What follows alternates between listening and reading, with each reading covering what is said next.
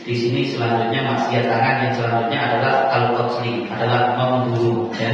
Jadi kalau dari jawaban dari itu semuanya dosa besar juga, bahkan ini lebih besar dari yang sebelumnya. Mencuri itu dosa besar, membunuh nanti dosa lebih besar lagi ya. Insyaallah di minggu yang akan datang. Monggo kalau ada pertanyaan kita silakan. Monggo. Ini saya kerja di perusahaan ya, perusahaan Cina. Katanya kalau di orang kafir itu hartanya itu halal. Jadi teman-teman kadang-kadang itu besi-besi bekas itu dijual dibuat beli makanan gitu, gimana Bu?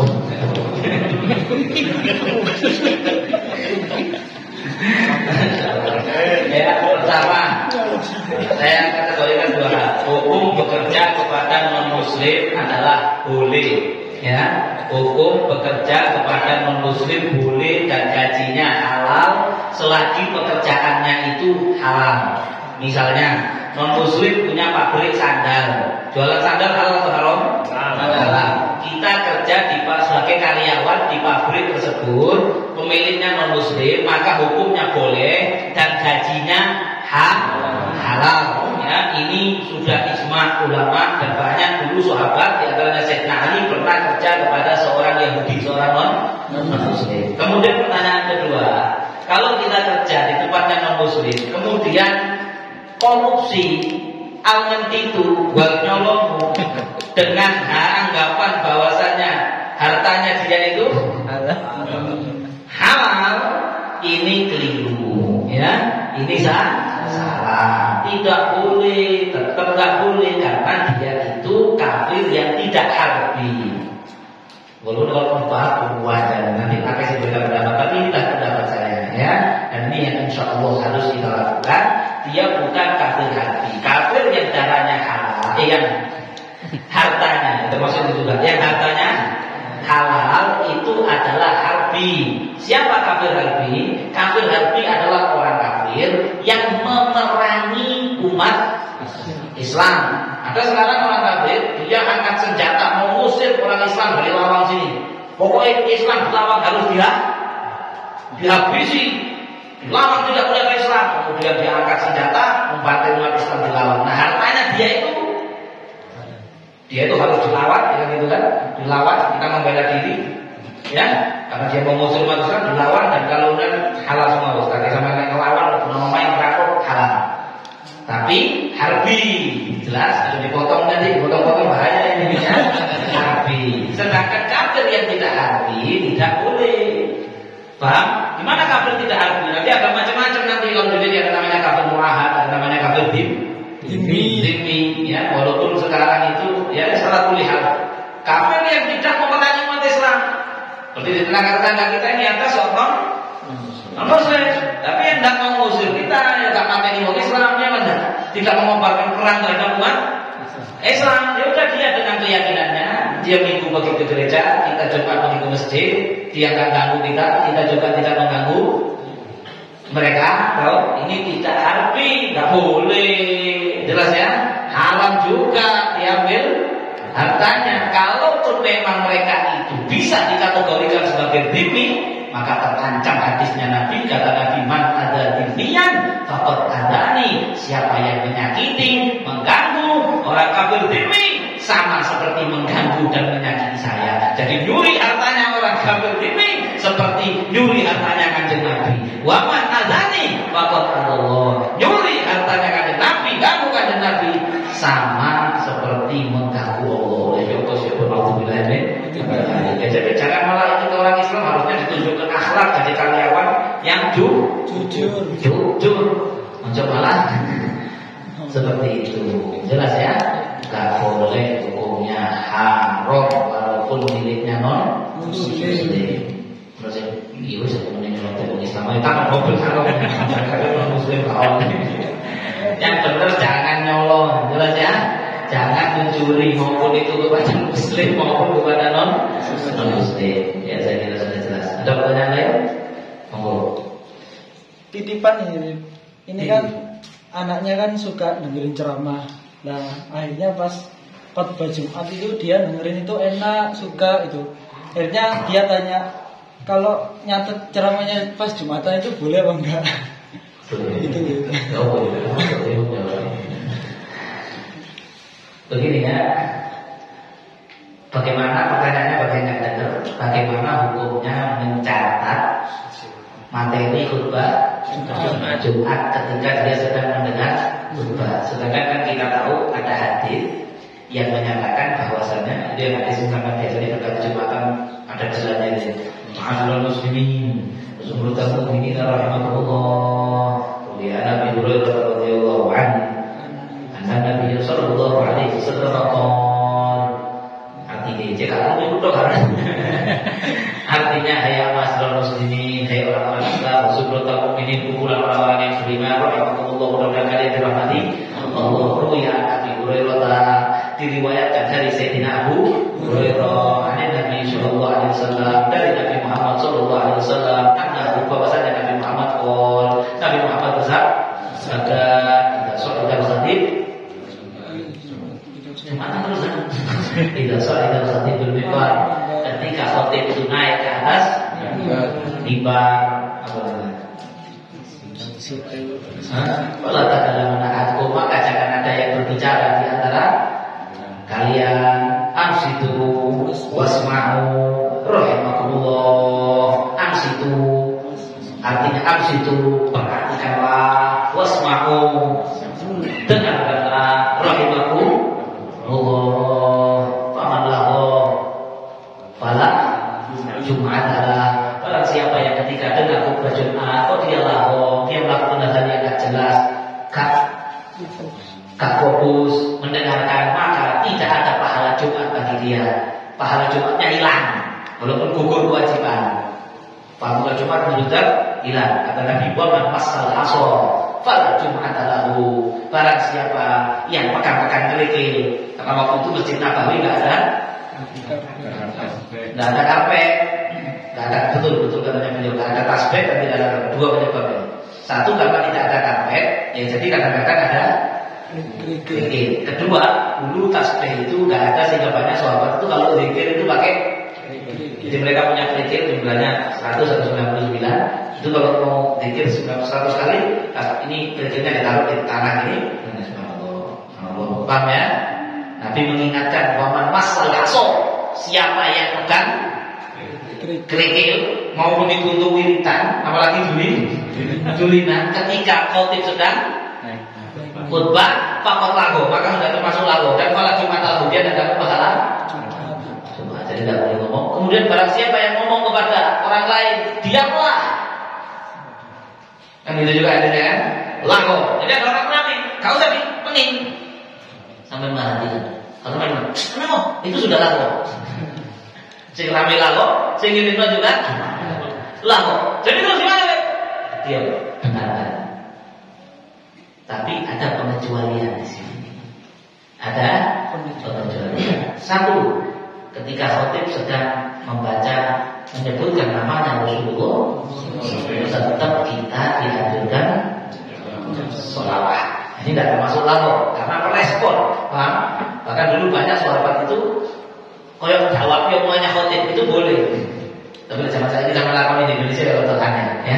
Jadi misalnya khotibnya lagi cerita tentang neraka, ada neraka, selalu neraka, itu tidak termasuk lagu, paham? Karena dia itu berarti merhatikan dan merespon.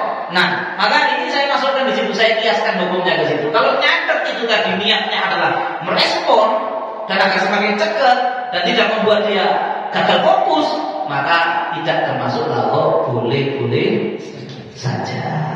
Jelas wiritan tidak boleh. Saya masih sering lihat orang Jumatan khotib berkhutbah tasbih.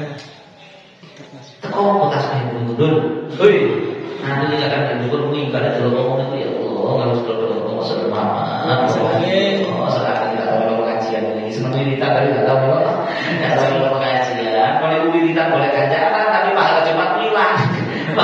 Tapi pahala Jumatmu hilang. Kalau dikatakan oleh pahala besar fadilah sholat Jumat. Nanti kawan-kawan kalau antum mau request kita bacakan di sini fadilah hadis-hadis tentang orang sholat Jumat itu dapat pahala seperti apa. Waduh, gak karuan pahalanya. Itu hilang gara-gara wiritan. Kalau dari sini apa mana nih? bersih ada boleh, makanya kalau pas khutbah Jumat jangan sampai megang HP, wis ditekek dhisik, ojo tulinan benik, ojo turu. Langsung aku setannya kalau pas khutbah Jumat itu mantap setannya. Orang wong itu gak iso turu, begitu krungu khutbah.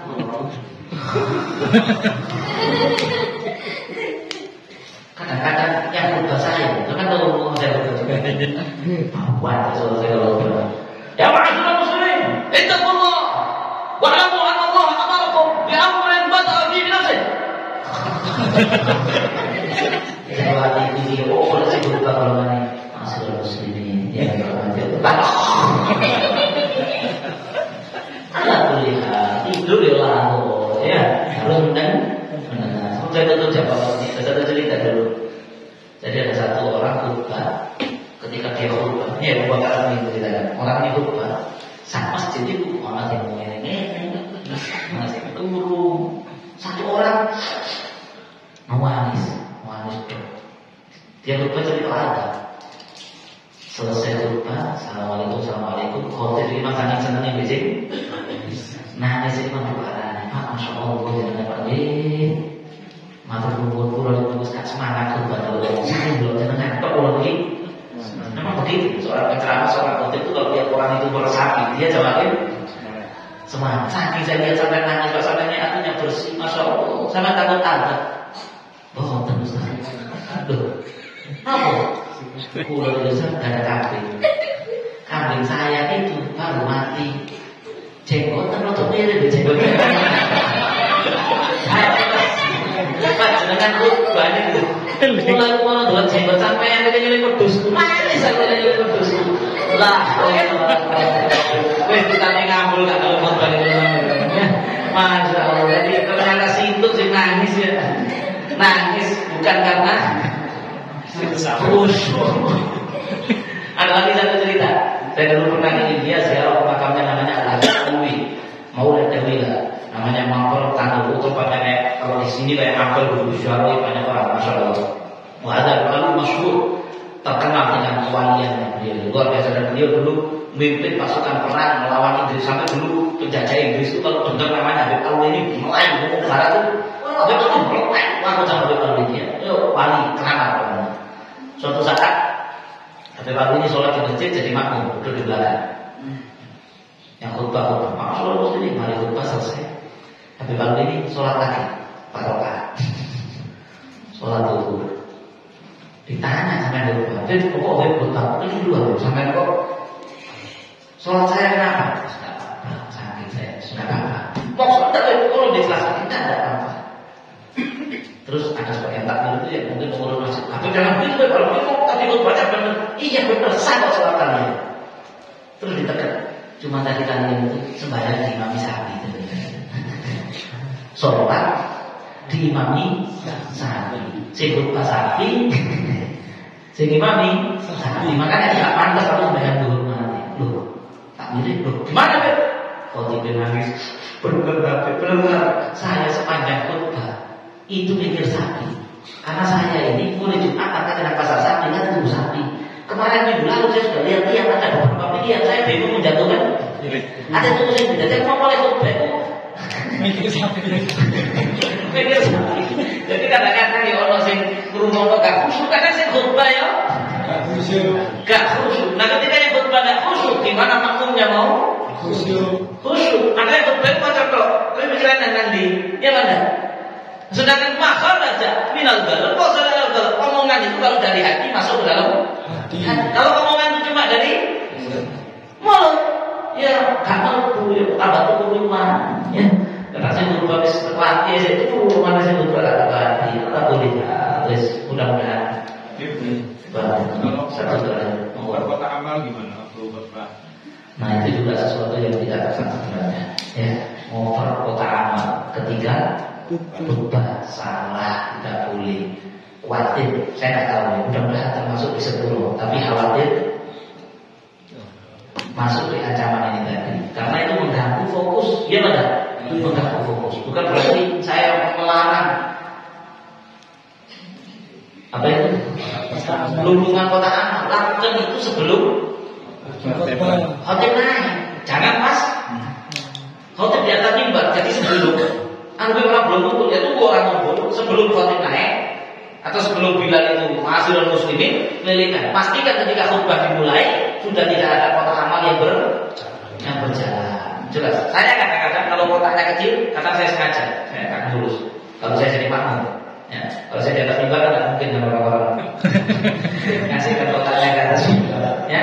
Jadi nggak saya jalan terus, saya biarkan di sebelah saya. Kadang yang sebelah saya itu coba ke sebelah saya pura-pura ada tahu kalau khotib terus keluar khotibnya terus. Orang saya sudah pernah tidak jadi ya. Ya, sebelum dikenal bukan antara saya sama Allah ya tahu ya. Tapi alhamdulillah ini tidak tepat. Ya, jadi takdir kalau kasih tahu jangan mengelilingkan kotak amal ketika khotib sedang khutbah. Cukup bisa setengah sholat ya. Lu setengah sholat juga kan dia ada yang terus bagaimana dengan ketika khutbah ada yang tugas wakil terus sound system terus mungkin ada orang yang jaga anak kecil ini ya betul masalah ya begini ya ad-darurah tubihul ma'dzurah. Segala sesuatu yang darurat itu membuat segala sesuatu yang tidak boleh jadi boleh. Sekali lagi juga syariat ini mudah. Jadikan mudah, jangan dibuat susah. Kata beliau gimana yang jaga parkir? Ya ini repotnya di Indonesia. Jumatannya itu jadi korban beli karena memang ada malingnya tadi. Dulu di Masjid Jamek kaum mandi Hasan ini kan zaman Hasan di Masjid Jamek kaum mana masih ya Allah. Nah saya pun itu termasuk yang membatalkan sholat. Pas tahiyat akhir, saya masih kecil waktu itu ya. Tahiyat akhir padahal haram membatalkan sholat. Tahiyat akhir motornya cuma satu yang separuh lewat sak masjid itu. Kenapa? Karena mungkin cocok itu.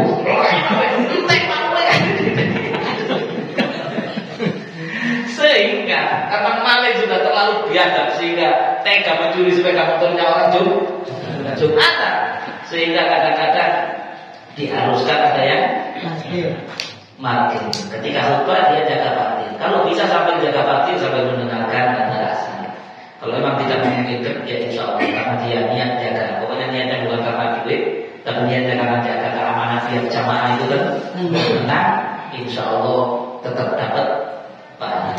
Adapun ketika dia tidak sholat Jumat, nah ini perlu pembahasan khusus ini. Dia sebut jumlah Jumat. Apakah gugur bagi penjaga parkir itu kewajiban sholat Jumat atau tidak? Nah ini saya tidak berani berfatwa di sini, ya. Akan tetapi kalau corong saya, tapi saya tidak memutuskan. Nanti coba saya bahas sama beberapa teman-teman, ya. Corong saya, kalau kemungkinan sepeda itu hilang tidak besar, bisa mungkin pagarnya digembok, ya, mungkin pasti dikasih pagar digembok, mungkin dijaga ketika buka, kalau bisa ketika sholat, si tukang parkir ini ikut sholat, walaupun sholatnya itu di tempat dekatnya sepeda motor itu, paham? Ya, di tempat dekatnya sepeda motor itu. Mungkin kalau memang sangat darurat, kalau ditinggal pasti orang maling, ya mungkin sholatnya di situ, walaupun dia putus dengan soft depan, tapi dia masih jalan soft depan, dia sholat di situ, insya Allah sah dan tetap wajib sholat dan tidak jatuh bagi dia kewajiban sholat. Cuma jadi itu wajib. Atau kedua, kalau besar apa itu perempuan lebihnya anak kuliah suruh jaga parkir sebentar karena perempuan dan tidak wajib sholat Jumat. Tapi kadang-kadang teman-teman ini boten dulu masih betul jawabannya ini kadang betul Jumatan. Nah ini repot ya. Itu lagi susu itu tukang parkirnya ini yang nolong. Sudah nggak motornya atau tidak cukup ya. Insya Allah yang bisa kita sampaikan selesai. Kita cakap dengan beberapa apa yang kita sholat bisa. Mohon maaf kalau waktunya mungkin di korotnya minggu lalu ya. Korotnya minggu lalu. Monggo sampai sini. Assalamualaikum warahmatullahi wabarakatuh. Terus sebelumnya sedikit lagi beberapa PA belum sudah nanti akan sholat.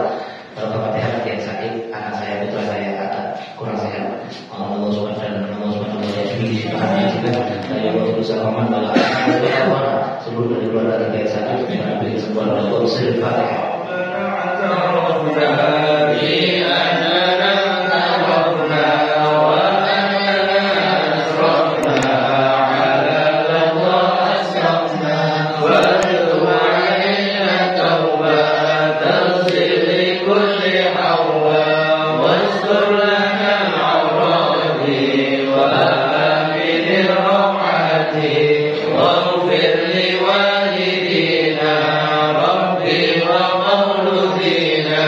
One